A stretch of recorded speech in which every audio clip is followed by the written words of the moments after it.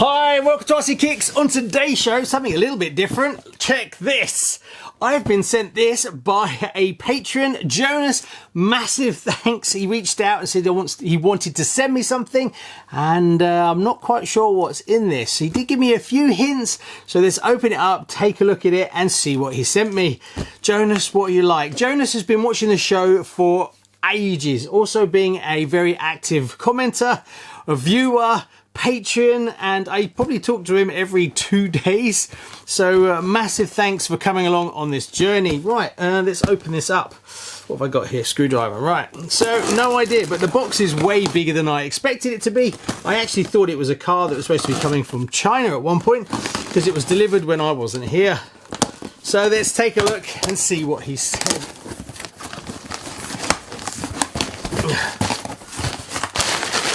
So loads of packaging. Oh right, okay. So now Jonas knows I am a big Porsche fan, and yes, he sent me this. That's the Porsche 934 body set. Now these are not that easy to get hold of now. I've actually got 2 of them. I've got the 45th anniversary Porsche that I did on the show, and I've actually got 2 bodies for that. I've got the original body, but I also did the rally body.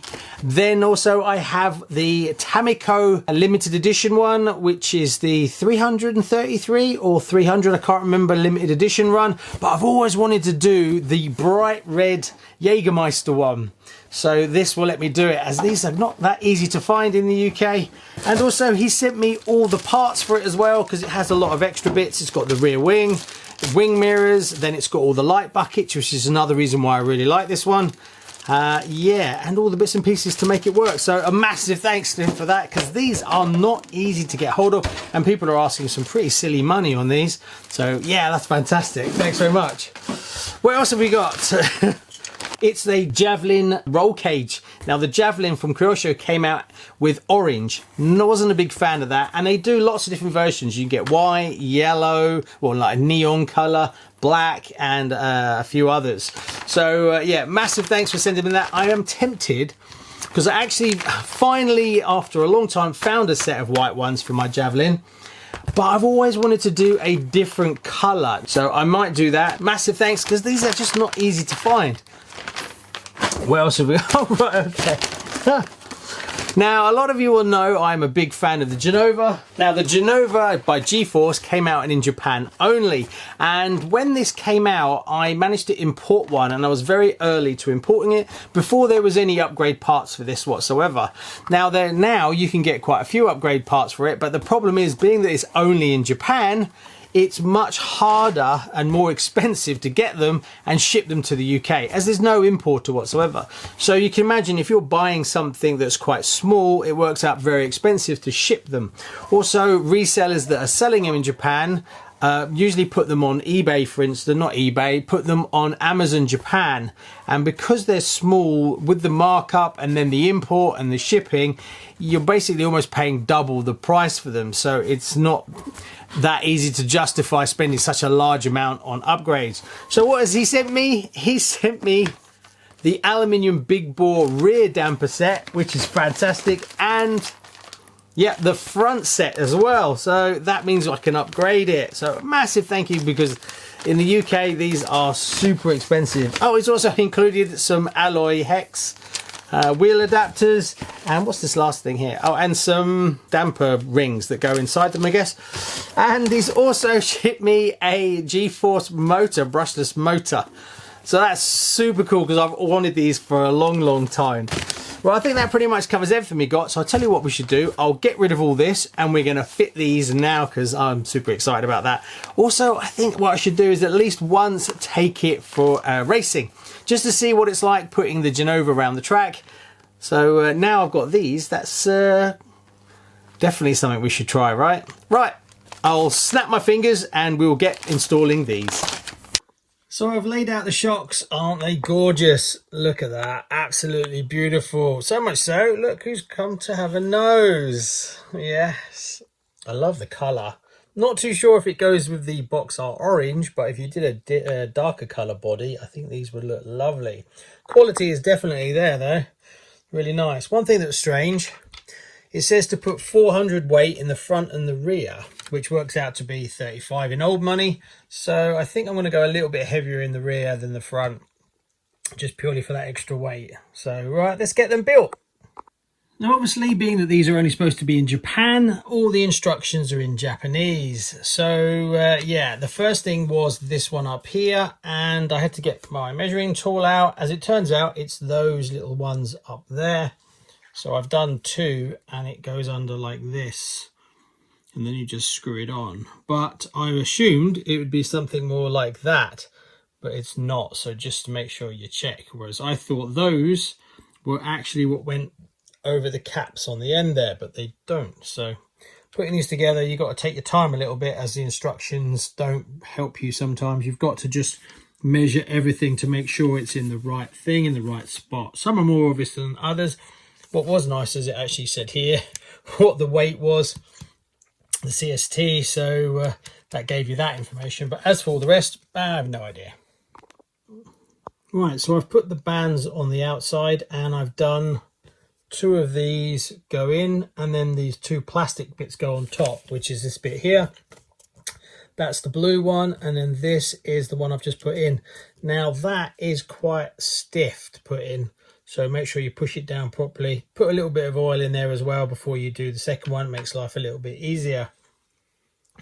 Now there's an age-old trick about when you're going to put the piston through, that you back off the actual black nut that you see there, because when you do it up too tight, it actually compresses the O-rings, which means that if you push through the piston, it scratches the actual rubber grommets in there.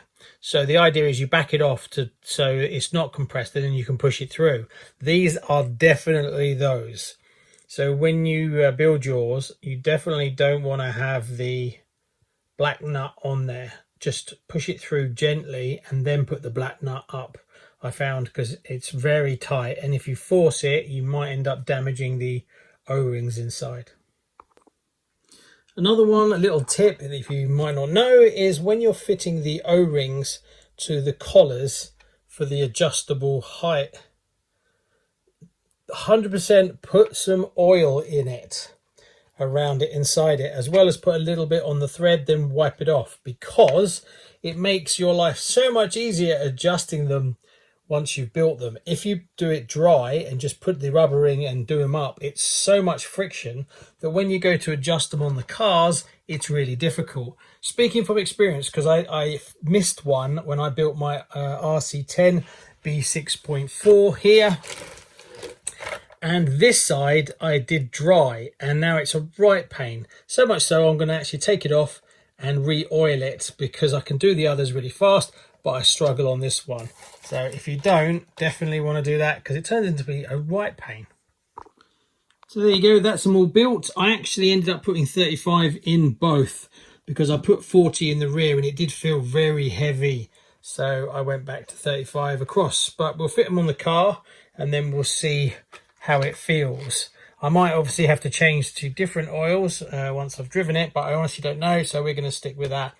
I did have one issue with one of them, that when I was putting the oil in, when I was moving it up and down, it was sucking more air in through here, so I had to dismantle it twice to actually get it to sit right. I couldn't see anything wrong with it, but it was definitely sucking in more and more air. So it took me quite a while to dial that issue out. So that's one to be careful of. Right, let's take off the other ones, because the springs, I'm going to need the springs. And then we can move on to putting the motor on, as well as fitting these little hexes. So I've just fitted the front shocks. Actually, the colour doesn't look too bad against the orange. It does on camera, but in real life, actually it works all right. So next we've got to put the back ones on and then fit that motor.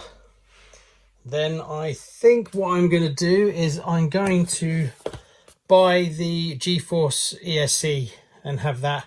So I might as well, since I've got the nice motor, I'll pick up the ESC to run it from Japan. It'll take a while to arrive, but then I'll keep it all pretty much exactly as it should be. Right, let's remove the spur and pinion cover, get the shocks swapped out of the rear. So there you go, a nice little upgrade there. Also just fitted a Savox servo, mainly because it's the same colour as the shocks, and I fitted the motor. So I will put an order in for a receiver and also the correct ESC for it, and then maybe we'll take it for a blast, because this week I actually got a chance to run this, the Kyosho Dirt Master. And it was a bit of a fun, so it would be nice to do a track shootout between the two. So stay tuned, and you never know. Also, if you've got a set of the Jägermeister stickers for the 934, let me know, as long as you don't want to sell them for $1 million. Thanks so much. See you on the next one. Bye-bye.